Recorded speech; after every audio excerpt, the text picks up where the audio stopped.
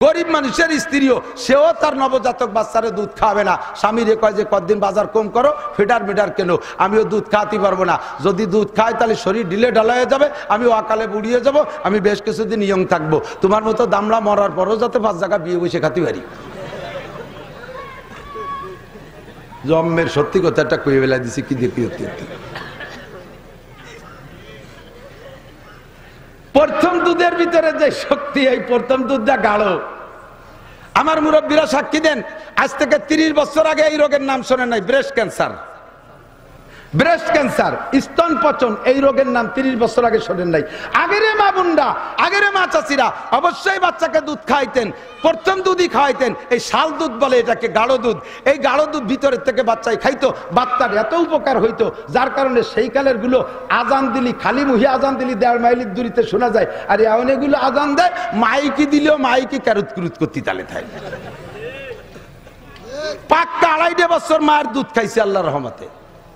এই সারা বছর বেরি যে এইভাবে চিল্লে বেড়াই, গলাই ভাঙবে না। কেন? পাওয়ার আইছে মার দুধের থেকে। আরে এখন এগুলো, আর সেই মার জ্বালাইতে এখনো পাগল হয়ে যায়, সে মার জ্বালায় পাগল, মা বেঁচে আছে, প্রায় 100 বছর বয়স হয়ে গেছে, মার জন্য এখনো পাগল। আর এখনকার বুলাবান একটু কোনো মতে মোবাইল হাতে নাগালে পালিয়ে হয়, কিসির তার মা, কারণ ওর মার দুধ খাই নাই তো, খাইছে তো বিদেশি মার দুধ, ফিডার খাইছে, কইটো খাইছে, ওই ফ্রান্সের মার দুধ খাইছে, ইটালিয়ান মার দুধ খাইছে, ওই দেশে বিদেশি গায়ের দুধ, এই জন্য সেই দেশের গায়ের প্রতি টান বেশি, তার মার প্রতি কোনো টান নাই। উচিত কথা, কবরে মাসি। তাই আর একবার, এই জায়গার নাম কি, চাঁদপুর আসি আর না আসি, 100% সত্য কথা, এদিক সেদিক বুঝবেন না। মারা চেষ্টা করবেন বাচ্চাকে দুধ খাওয়ানোর জন্য, দুধ খাওয়ানোর জন্য, তবে তার সর্বোচ্চ 2.5 বছর। কতদিন? 2.5 বছর। খাওয়াইতে যখন চাবেন না, আল্লাহ বন্ধ করে দেবে। বহুত মা 2-3 মাস পরে যে দুধ হয় না, এটা আল্লাহর গজব, এটা আল্লাহর গজব। হ্যাঁ, শুকনো শুকনো মহিলা, একেবারে শূন্য, টেনটেনায় পাই পাই পেশায় পুড়ি যায়, এই সকল মহিলা জোড়া বাচ্চা হয়েছে, তাই সে দুধের দুধ খাওয়াইয়ে নাক মুখ ভিজে ফেলাই দিচ্ছে, খাওয়াইয়ে সারতে পারে না, ব্লাউজ ভিজে যাচ্ছে। আর আপনার মোটা মোটা বিটিরা, একটা বাচ্চা 6-7 বছর পরে হয়েছে, 1 ফুট দুধ হয় না। দেন না যে খেজুর গাছ, পুকুরির বাড়ি একটা খেজুর গাছ এরকম কাইতে রয়েছে, তা কড়াই অর্ধেক খেয়ে ফেলে দিয়েছে, গাছই সেই গাছে উঠতেছে একটুক মোটা, এত কলসেরটা নিয়ে। আরে কি গাছ হিসেবে কলস নিব না, তুই সকালে আসিস, সকালে দেখা যাচ্ছে সে কলস বই দিয়ে পুরো গাছ ভিজে গেছে। আর এত বড় মোটা খেজুর গাছ একটা টান টানে দাঁড়ায় রয়েছে, একটা পানির বোতল নিয়ে উঠছে। কি করি, গাছ কত বড় বোতল, তাই 2 ফুট পড়ে না, না পড়ে, পরে মাইকে ঠিলে বাচ্চা একটা, তার 2 ফুট পড়ছে, সে ঠিলেছি, সে খেয়ে লাগে। মায়ের স্তনের দুধ, মানুষের কোনো কৃতিত্ব নাই, এটা কার দান? আবার কয় আল্লাহ, কার দান? রবের দান। এদিক তাকান, তাল গাছ আছে না, এদিক তাল গাছের, যে গাছের তাল হয়, জৈটটা বাদ দিলাম, যে গাছে তাল হয় ওই গাছের তাল দিয়ে লাগাইলে পরে আরো হাজার হাজার তাল গাছ হয় না? তাহলে তাল গাছে মিলন লাগে না, এক তাল গাছ থেকে 1000 তাল গাছ হতে পারে। বাঁশের মূলো উঠে আর এক জায়গা লাগালি, সে জায়গা থেকে বাঁশ হতে পারে। তাহলে মানুষেরও আল্লাহ তাআলা এমন একটা ব্যবস্থা করতেন, যেমন আদম আলাইহিস সালামের এই মূলো উঠে হাওয়া আলাইহিস সালামের বানাইছে, ওইরকম মানুষেরও মূলো উঠে হাজার হাজার মানুষ বানাইতো। কিন্তু সে পদ্ধতিতে আল্লাহ না যাইয়া, আল্লাহ তাআলা ইচ্ছে করে উনার স্ত্রী বানাইয়া, এরপরে কওয়া বাসসা মিনহুমা রিজালান কাসীরা, এই 2 জনের থেকে আমি অসংখ্য মানুষ তৈরি করেছি।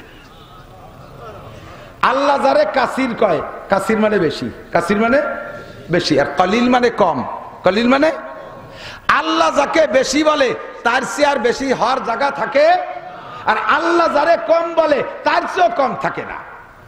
আল্লাহ যাকে ভালো বলে তার চেয়ে ভালো থাকে না, আল্লাহ যাকে মন্দ বলে তার চেয়ে আর মন্দ থাকে না।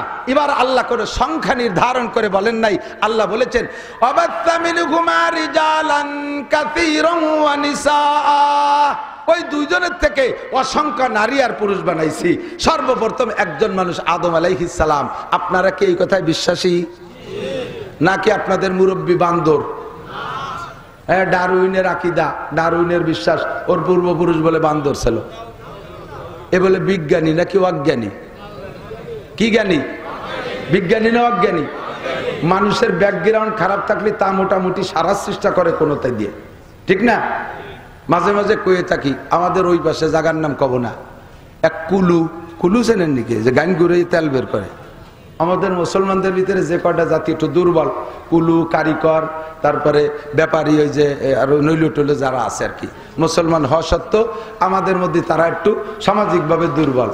তো ওই কুলু এখন আস্তে আস্তে ধনী হয়ে গেছে, বিশাল ধনী। তো প্রত্যেক ব্যবসারই দেখবেন দুইটা দিক আছে। যতদিন ছোট ব্যবসা করে, ব্যবসা ছোট থাকে, তখন এক নাম, বড় হয়ে গেলে আর এক নাম, বড় হয়ে গেলি আর এক নাম। যতদিন মাছ বেচে এই ডালাইয়ের বাজারে বাজারে, অতদিন যাইলিয়ে। যখন বিশাল কারবার করে তখন ফিশারিজ। পোলাপানে যদি পড়ে যায় কয় আষাঢ় খাইছে, মুরব্বী একজন চেয়ারম্যান সাহেব পড়ে গেলি কয় স্লিপ করছে। ব্যক্তি পার্থক্যের নাম পাল্টে যায়। তাহলে এতদিন ছিল গ্রামে গান ভাঙ্গায় কুলু, মাথায় তেল নিয়ে গ্রামে গ্রামে বেশি বেড়াতো কুলু, হঠাৎ করে এরকম বিরাট ইন্ডাস্ট্রিজের মালিক হয়ে গেছে, এখন অয়েল ইন্ডাস্ট্রিজের মালিক। কিন্তু তা কেউ কয় না, এখনো সে নামের সাথে অমক কুলু। আমি আজ থেকে 40 বছর আগে যখন মিজান পড়ি, সেই সময় খবর আসলো, জানতে পারলাম যে উনি উনার এলাকায় 3 লক্ষ টাকা দিতে চাইছে যে তোমরা গরু কিনে খাবা, আমারে কুলু কবা না। এই ব্যাকগ্রাউন্ডটা পছন্দ হয়নি ওনার। যে সময় 1000 টাকায় একটা ষাঁড় গরু পাওয়া যাইতো, একটা হালি গরু পাওয়া যাইতো 1000 টাকায়, যে গরুটার দাম বর্তমানে 2 থেকে 2.5 লাখ টাকা, এর মিনিমাম 2 লাখ টাকা। সেই গরুটা সেই সময় পাওয়া যেত 1000 টাকায়, সেই সময় দিচ্ছে 3 লাখ টাকা। তার মানে 300 গরু কিনে খাবি, আমারে কুলু কবিলা। এই ব্যাকগ্রাউন্ড পছন্দ হয়নি, তাই মুসার জন্য এত ডুনটা হাত আছে। মানসিক আমরা খাইয়ে দেই, আমরা কয়জন কলাম না, আর বিটারে কলি ঠেয়াবে নাকিটা, আমরা এলাকার মানুষ কইলাম না। তো ব্যাকগ্রাউন্ড খারাপ থাকলে তা লুকানোর চেষ্টা করে। আগে কিষেন ব্যস্ত, এখন শিল্পপতি। তারে বলবেন যে তোমরা কি তোমাদের ধন সম্পদের বয়স কতদিন, কয়ে আমরা 4 পুরুষ ধরে জমিদার, অথচ এখনো ওর বগলে সেই কিষেনের গন্ধ, কামলার গন্ধ, ওর হাতে কাশির দাগ আছে। ব্যাকগ্রাউন্ড দুর্বল থাকলে স্বীকার করতে চায় না, সেটা লুকানোর চেষ্টা করে। আর আমাদের ব্যাকগ্রাউন্ড এত ভালো, সমস্ত ফেরেশতাদের ভিতরে আদম আলাইহিস সালাম শীর্ষ শিক্ষিত। ফেরেশতারা হার মেনেছে, আল্লাহ পাক আদমকে এত বড় শিক্ষিত বানাই দিয়েছে। সেই আদম আমাদের পূর্বপুরুষ আব্বা, তা কথি বলে ওর লজ্জা রে, ওর আব্বা বলে বান্দর, তাই ফড়ানোর জন্য নিজেও তাই বিশ্বাস করে। আর আমার দেশের ছেলে মেয়েদেরকে সেই বিদ্যায় বুদ্ধিমান বানানোর জন্য, বিদ্বান বানানোর জন্য চেষ্টা করছে, টিকতে পারে নাই। ইনশাআল্লাহ এই জাতীয় কুসংস্কার বাংলার জমিনে টিকতে পারে নাই, ভবিষ্যতেও টিকতে পারবে না। কথা বলেন ঠিক ঠিক না? সকল প্রকার অপষড়যন্ত্রের মোকাবেলায় মুসলমান ঈমানের সাথে শক্ত হাতে দাঁড়িয়ে থাকতে হবে। আমাদের আব্বাজি আদম আলাইহিস সালামের থেকে আল্লাহ তাআলা অসংখ্য মানুষ বানাইছে। আল্লাহ পাক ওই পাথরটারে বললেন, এই আদম একা না, বাড়ি যাওয়ার পরে, দুনিয়ায় যাওয়ার পরে অসংখ্য মানুষ তৈরি হবে। তো দুনিয়ার মোহে পড়ে এই মানুষের অবস্থা কেমন হবে? পাথর, তোমার বডি কোয়ালিটি যেমন একেবারে অ্যানিম্যান এভরিবডি। প্রত্যেকটা মানুষের সিনার ভিতরে, বাম দুধের 2 আঙ্গুল নিচে বুকের ভিতরে একটা এরকম একটা পাথর আমি তৈরি করে দেব, এরকম একটা পাথর তৈরি করে দেব। তার নাম হলো আলা ইন্না ফিল জাসাদি লামুদগা ইজা সালুহাত সালুহাল জাসাদু কুল্লুহু ওয়া ইজা ফাসাদাত ফাসাদাল জাসাদু কুল্লুহু আলা ওয়াহিয়াল কলব। ওইটার নাম হলো কলব। ইংরেজিতে কয় হার্ট, বাংলায় কয় হৃৎপিণ্ড, আরবিতে কয় কলব। ওই কলবটা জন্মসূত্রে তোমার মতো পরিষ্কার থাকবে, তুমি যেমন সাদা, ওটাও এরকম সাদা থাকবে, তার গায়ে কোনো দাগ হবে না। 15 বছর বয়স পর্যন্ত, 14-15 বছর বয়স পর্যন্ত ওই পাথরটা সাদা থাকবে, তার গায়ে কোনো দাগ বা থাকবে না। সাবালেগ হওয়ার পরে এরপরে তার আমলনামা তৈরি হবে, ওর নামে দপ্তর তৈরি হবে, ওর জন্য 2 জন ফেরেশতা যাবে, নাম তার কিরামান কাতিবিনা ইয়ালামুনা মা তাফআলুন। ফেরেশতা তার কাঁধে বসা থাকবে। বান্দা যখন একটা গুনাহ করবে, তওবা না করলে ওই গুনার একটা দাগ ওর পাথরের গায়ে পড়বে। যদি তওবা করে সাথে সাথে দাগটা মুইসা যাবে। এরপরে আবার গুনাহ করবে, আর একটা দাগ পড়বে, আবার গুনাহ করবে, আর একটা দাগ পড়বে। এমন করে হাজার হাজার এই গুনার জগতে লক্ষ লক্ষ গুনাহ করবে। সুদের গুনাহ করবে, ঘুষের গুনাহ করবে, চুরির গুনাহ করবে, ডাকাতির গুনাহ করবে, জেনার গুনাহ করবে, মদের গুনার দাগ, গাজার গুনার দাগ, ইয়াবার গুনার দাগ, ফেংচি দিলের গুনার দাগ। আরে ফেসবুক ইউটিউবের ল্যাংটা ছবি দেখার দাগ, বিড়ি সিগারেটের দাগ, আইলটালা দাগ, মিথ্যে কথার দাগ, গীবত শিকায়তের দাগ, আল্লাহু আকবার, অপবাদের দাগ, এই সমস্ত দাগ লাগতে লাগতে লাগতে লাগতে তার সিনার ভিতরে যে সাদা পাথরটা দিয়ে আমি তারে তৈরি করব, ওই পাথরটা একেবারে কালো মিশমিশে হয়ে যাবে। হঠাৎ করে আমার বান্দার ভিতরে বান্দা সচেতন হবে, তার ভিতরে চেতনা আসবে, আরে এই পরিমাণ কালো দাগ নিয়ে আমি যদি আল্লাহর কাছে ফিরে যাই তাহলে আমার কি উপায় হবে। তখন এই দাগ মুছার জন্য আমার ইব্রাহিম আলাইহিস সালাম ডাক দিয়েছে, ওয়াজ্জিন ফিন্নাসি বিল হজ্জে ইয়াতুকা রিজালান ওয়া আলা কুল্লি দামিরিন ইয়াতিনা মিন কুল্লি ফাজ্জিন আমিক। আমার ইব্রাহিম নবীকে দিয়ে হজের একটা ডাক দেয়া, একটা আজান দিয়ে রাখবো, ওই আজানের ধ্বনি কিয়ামত পর্যন্ত চলতে থাকবে। বিশ্বের প্রান্ত প্রান্ত থেকে আমার এই কালো দাগলা গুনাহগার বান্দাগুলো কাবা ঘরের পাশে আসবে। ও পাথর তুই একটু যা, দুনিয়া আমার আদমের সাথে যা, তোর জায়গা দুনিয়ার অন্য কোনো জায়গা না, আমেরিকার হোয়াইট হাউসের ভিতরে না, ভারতের সংসদ ভবনের মধ্যে না, রাশিয়ার সংসদ ভবনে না, বাংলাদেশের সংসদ ভবনে না, তোর জায়গা হবে কাবা ঘরের ভিতরে। আমার বান্দারা দূর দূর থেকে আইসা তা কাবা ঘরকে তওয়াফ করে তোর গায়ে একটা চুমো দেবে, চুমো দেওয়ার সঙ্গে সঙ্গে তোর এই পাথরটা হবে, কি বলা হয়, এর নাম হবে কষ্টি পাথর। এর সাথে ছোঁয়া দেওয়ার সাথে সাথে আমার বান্দার সিনের ভিতরে যেই দাগগুলো লাগছিল ওই দাগগুলো তোর গায়ে লাগবে, আর তোর গায়ে লাগতে লাগতে একদিন তুই সাদা পাথর কালো পাথরে পরিণত হবি, আর তোর সাথে গুনাহগুলো লাগাই দিয়া আমার বান্দারা তার পাথরটাকে পরিষ্কার করে নিয়ে নিজ নিজ দেশে ফিরে যাবে। আমার বান্দার উপকার হবে, তুই গেলি, তোর সাথে ছোঁয়া লেগে আমার বান্দার পাথরটা সাদা হবে, তুই একটু যা। পাথরটা আচ্ছা যদি আমার দ্বারা এরকম উপকার হয় তাহলে আমি রেডি আছি। আলগা হয়ে গেছে, আদম আলাইহিস সালাম পাথরটা হাতে করে নিয়ে আসছে, আইসা এখানে রেখে দিছে কাবা ঘরে, সেই থেকেই কাবা ঘরের মধ্যে রাখছে, আজও পর্যন্ত কাবা ঘরের মধ্যে আছে। এই হলো হজরে আসওয়াদের ইতিহাস, কালো পাথর। এবার এই কালো পাথরের ব্যাটের মধ্যে কি আছে অনেকে ভুলে গেছে, রবের কাগজ। কিসের কাগজ? রব লেখা কাগজ। কি লেখা কাগজ? রব লেখা কাগজ। আল্লাহ পাক ওই সময় পড়াই দিয়েছে, দুনিয়ায় যাও, যাইয়ে দুনিয়ার তাল তামাশা দেখে যেন রবকে ভুলে যেও না, যাতে রব মনে থাকে। এই জন্য আমি রেগুলার রবের মস্ক চালু করে দিলাম। 5 ওয়াক্ত নামাজের মধ্যে পড়বে সূরা ফাতিহা, নফল নামাজের মধ্যে পড়বে সূরা ফাতিহা। কি পড়েন তো? আলহামদুলিল্লাহি রাব্বিল আলামিন। রব আছে না নাই? লা সালাতা ইল্লা বিফাতিহাতিল কিতাব। আল্লাহ কয় রব বলে এখান থেকে মস্ক করে, এখান থেকে ওয়াদা করে গেছি যাতে ভুলে না যাস, যাতে ভুলে না যাস। এই জন্য আমি রেগুলার সূরা ফাতিহা তোদের জন্য জরুরি করে দিলাম। নবী পাক বলেন লা সালাতা ইল্লা বিফাতিহাতিল কিতাব, সূরা ফাতিহা ছাড়া কোনো নামাজ হবে না। এই জন্য ওর ভিতরে আমাদের রবের মস্ক হতে থাকে। আলহামদুলিল্লাহি রাব্বিল আলামিন। সকল প্রশংসা কার? আল্লাহর না, সকল প্রশংসা ওই আল্লাহর, যিনি আমার রব, যিনি আমার সারা জগতের রব। ঠিক না? আরে রব বোঝেন নাই বিটা, রব বোঝেন। রব মানে প্রতিপালক। কষ্ট হচ্ছে? অবশ্যই হচ্ছে, গরম ঠেকতেছে, মিথ্যে কথা কইেন না, অলিও বসে থাকেন। কষ্ট তো হবেই, কষ্ট নালি কেষ্ট হবে। হিন্দুরা কয়, আমরা কব না কোনোদিন কেষ্ট, কেষ্ট তো হিন্দুকে। অনেক পরিভাষা আমাদের মধ্যে এখনো পর্যন্ত চলে আসছে।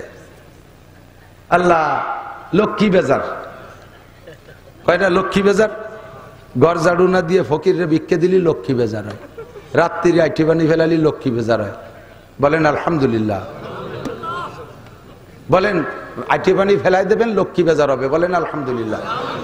ধর আমি কই লোকটা আলহামদুলিল্লাহ কতি, কারণ লক্ষ্মী বেজার হলি আল্লাহ খুশি হয়। লক্ষ্মী বেজার হলি কাজে আমি লক্ষ্মীরে বেজার করে খুশি হবো তো আলহামদুলিল্লাহ। আইটি বানি বাইরে ফেলাবো আলহামদুলিল্লাহ। লক্ষ্মী বেজারও আল্লাহ খুশি হবে। রাতের বেলা ঘর ঝাড়ু দিয়ে ফেলালি লক্ষ্মী বেজার হয়, বলেন আলহামদুলিল্লাহ। 5 বার ঝাড়ু দেবার, 5 বারের লক্ষ্মীরে আমি ঝাড়ু দেব, আমার আল্লাহ খুশি হবে। আল্লাহ তদুষ্ট কষ্ট হোক আর যাই হোক, আমরা বুঝে নেই রব। রব কাকে বলে? প্রতিপালক। বলেন প্রতিপালক। প্রতিপালক কাকে বলে? খুব একটু ভাবলেই আপনি পেয়ে যাবেন। যে যেমন ব্যক্তি তার জন্য তেমন সবকিছু দিয়ে আল্লাহ তাআলা ব্যবস্থা, যিনি ব্যবস্থা করে তিনি হতে পারে রব। কতক্ষণ আমাদের বাচ্চারা, আমাদের মানুষের বাচ্চা জন্মের পরপরই সব সব প্রাণী দেখি, যে প্রাণী যা খায়, মা বাপে যা খায়, তাৎক্ষণিক বাচ্চারা ডেলিভারির পরে তাৎক্ষণিক হোক বা একটু পরেই হোক, মেলা দেরি হয় না, অল্প দিনের ভিতরে মা যা খায় বাচ্চায়ও তাই খায়। মুরগিটি চাইল খায়, খুদ খায়। মুরগির বাচ্চা ডিমিতে বেরোয় 3 মাস দুধ খায়, কথা কয় না, কি খায়? তার মাও খুদ খায়, ও খুদ খায়। গরুর বাচ্চাটা যদিও দুধ খায়, তবে 3-4 দিন পরে তো দেখবেন মার সাথে পালাতে টেনে টেনে একটা খেরসা ভাই, ঠিক না? তেফলেরা ঘর না দেখি বার যায় শির, তেফলেরা ঘর না দেখি বার যায় শির, তেফলে মিসকিনরা আজানান মুর্দাগির। মুরগির বাচ্চাটা জন্মের পরে মাও খুদ খায়, বাচ্চাও খুদ খায়। আরে তোমার বাচ্চাটা জন্মের পরে তুমি মা খাও রুটি, তোমার বাচ্চাটারে যদি জন্মের সাথে সাথে গোস্ত রুটি দাও, খাতি হবে, দুধ দিতে পারবো না, বাঁচবে একটাও। ওর যেমন দুধের দরকার তেমন দুধ দেয়, তাও সাপ্লাই পদ্ধতি দেখলে আশ্চর্য হবে। ফিডার ফ্লাক্স একসাথে আল্লাহ তাআলা তৈরি করে দিয়েছে। পরিমাণ মতো গরম, পরিমাণ মতো ঠান্ডা, পরিমাণ মতো গাঢ়, পরিমাণ মতো পাতলা, পরিমাণ মতো লবণ, পরিমাণ মতো মিষ্টি। বেশি মিষ্টি দেই নাই, সুগার বেড়ে গেলে আবার তার ডায়াবেটিস হবে জন্মের সাথে সাথে। পরিমাণ মতো মিষ্টি দেশে, মিষ্টি না হয়ে যদি খালি ভাঙচি হয় তাহলে খাবে না, সাইটে সাইটে বাইরে হিসাব ফেলাই দেবে, একটুও তা গেলবে না। এই জন্য পরিমাণ মতো মিষ্টিও দেশে, তার ভিতরে এমনই একটা শক্তি দেশে। আর এই দুধ বের করার জন্য মায়ের 2টা স্তনে কয়টা ছিদ্র জানেন? আরে একটা গাভীতে 20 কেজি দুধ হয়, 4টে বান্ধে 20 কেজি দুধ বের হয়। কয়টা বান? 4টে বান্ধে 20 কেজি দুধ বের হয়। এই 4টে বানের মুখে কয়টা ছিদ্র? 4টে। একটা ছিদ্র দিয়ে 5 কেজি দুধ বের হয়, 4 বান্ধে 20 কেজি। আর আপনার মায়ের স্তন থেকে একজন বাচ্চা, একটা বাচ্চায় 4-5 কেজি দুধ খায় না এক অক্তে। 1 পোয়া, আধা পোয়া, আধা পোয়া, 1 পোয়া, আধা কেজি দুধ খায়। এই আধা কেজি দুধ 2টা স্তন থেকে বের করতে আল্লাহ 2টে ছিদ্রের পর নির্ভর করেন নাই। 2টে স্তনের মুখে 16 32টে ছিদ্র বানাই দিয়েছে। এই 32টা ছিদ্র দিয়ে আল্লাহ কেন দুধ দেন? 32টা ছিদ্রের মুখে, প্রত্যেকটা ছিদ্রের মুখে আলাদা আলাদা মেশিন দিয়া, ও জায়গা ভিন্ন ভিন্ন মেডিসিন দেশে। এই 32টা ছিদ্র দিয়ে দুধ বের করে খাবে। আর 32টা দাঁত হবে মুখের ভিতরে। 32টা দাঁতের 32 রকম শক্তি, 32টা দাঁতের 32 রকম অনুভূতি। এই অনুভূতি আর শক্তি দিয়া আল্লাহ মায়ের স্তনের 32টা ছিদ্রের মুখে 32 প্রকার মেডিসিন দেশে। কে পারবি?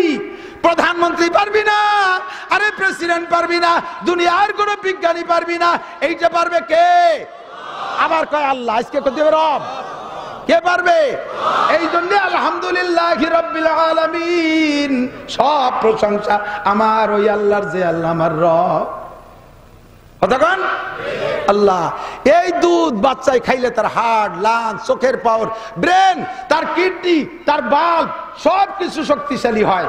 আর এই দুধ খাইলে, মায়ের স্তনের দুধ মায়ের শরীরের অংশ, সন্তানের যত খাবে পরিমাণ মতো টাইম, 2.5 বছর পরিমাণ মতো যদি খাওয়ায়, তাহলে মা ও সন্তানের ভিতরে একটা আত্মিক সম্পর্ক হবে, আঙ্গিক সম্পর্ক হবে। জীবনে কোনোদিন ওই সন্তান মার সাথে বেয়াদবি করতে পারে না, যদি মা পর্দাপুশীদের সাথে সন্তানকে হালালভাবে দুধ পান করায় থাকে। কিন্তু কপাল এ যুগের পোলাপানের এমন পোলা পড়ছে, একেবারে গরিবের বাচ্চাও, গরিব মানুষের স্ত্রীও, সেও তার নবজাতক বাচ্চারে দুধ খাবে না। স্বামীরে কয় যে কতদিন বাজার কম করো, ফিডার মিডার কেন, আমিও দুধ খাওয়াতে পারবো না। যদি দুধ খাই তাহলে শরীর ঢিলে ঢালা হয়ে যাবে, আমি অকালে বুড়িয়ে যাব, আমি বেশ কিছুদিন ইয়ং থাকবো। তোমার মতো দামড়া মরার পরও যাতে 5 জায়গা বিয়ে বসে খাতে পারি। জন্মের সত্যি কথা একটা কয়ে বেলা দিছি, কি দেখি প্রথম দুধের ভিতরে যে শক্তি, এই প্রথম দুধটা গাঢ়। আমার মুরব্বীরা সাক্ষী দেন, আজ থেকে 30 বছর আগে এই রোগের নাম শোনেন নাই, ব্রেস্ট ক্যান্সার। ব্রেস্ট ক্যান্সার, স্তন পচন, এই রোগের নাম 30 বছর আগে শোনেন নাই। আগের মা বোনরা, আগের মা চাচিরা অবশ্যই বাচ্চাকে দুধ খাইতেন, প্রথম দুধই খাওয়াইতেন। এই শাল দুধ বলে এটাকে, গাঢ় দুধ। এই গাঢ় দুধ ভিতরের থেকে বাচ্চাই খাইতো, বাচ্চার এত উপকার হইতো, যার কারণে সেই কালের গুলো আজান দিলি, খালি মুহি আজান দিলি 1.5 মাইলের দূরিতে শোনা যায়। আর এখন এগুলো আজান দেয়, মাইকি দিলেও মাইকি ক্যারুত কুরুত করতে তালে থাকে। পাক্কা 2.5 বছর মায়ের দুধ খাইছে আল্লাহর রহমতে। এই সারা বছর ধরে যে এইভাবে চিল্লে বেড়াই, গলাই ভাঙবে না। কেন? পাওয়ার আইছে মার দুধের থেকে। আরে এখন এগুলো, আর সেই মার জ্বালাইতে এখনো পাগল হয়ে যায়। সে মার জ্বালায় পাগল, মা বেঁচে আছে, প্রায় 100 বছর বয়স হয়ে গেছে, মার জন্য এখনো পাগল। আর এখনকার বুলাবান একটু কোনো মতে মোবাইল হাতে নাগালে পালিয়ে হয়, কিসির তার মা, কারণ ওর মার দুধ খাই নাই তো, খাইছে তো বিদেশি মার দুধ, ফেডার খাইছে, কইটো খাইছে, ওই ফ্রান্সের মার দুধ খাইছে, ইটালিয়ান মার দুধ খাইছে, ওই দেশে বিদেশি গায়ের দুধ, এই জন্য সেই দেশের গায়ের প্রতি টান বেশি, তার মার প্রতি কোনো টান নাই। উচিত কথা, কবরে মাসি। তাই আর একবার, এই জায়গার নাম কি, চাঁদপুর আসি আর না আসি, 100% সত্য কথা, এদিক সেদিক বুঝবেন না। মারা চেষ্টা করবেন বাচ্চাকে দুধ খাওয়ানোর জন্য, দুধ খাওয়ানোর জন্য, তবে তার সর্বোচ্চ 2.5 বছর। কতদিন? 2.5 বছর। খাওয়াইতে যখন চাবেন না, আল্লাহ বন্ধ করে দেবে।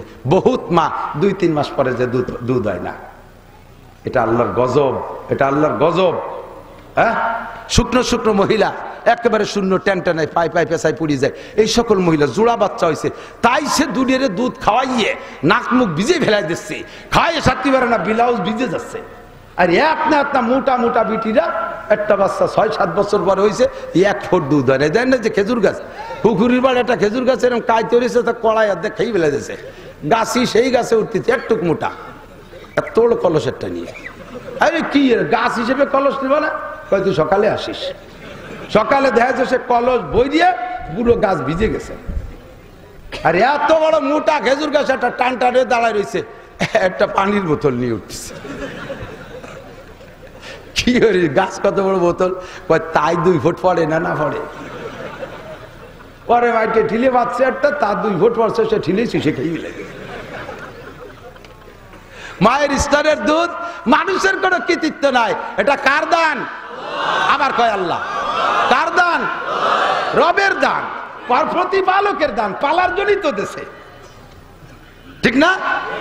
একই ভাত খায়, আব্বাও খায়, মাও খায়, আব্বার কোনো জায়গায় শুষলে একটু দুধ বেরোয় না, আর মারে আল্লাহ তাআলা এত সুন্দর দুধ দেয়, এটা কে দেয়? আল্লাহ আমার রব, ওই রবই আমার সব, ঠিক না?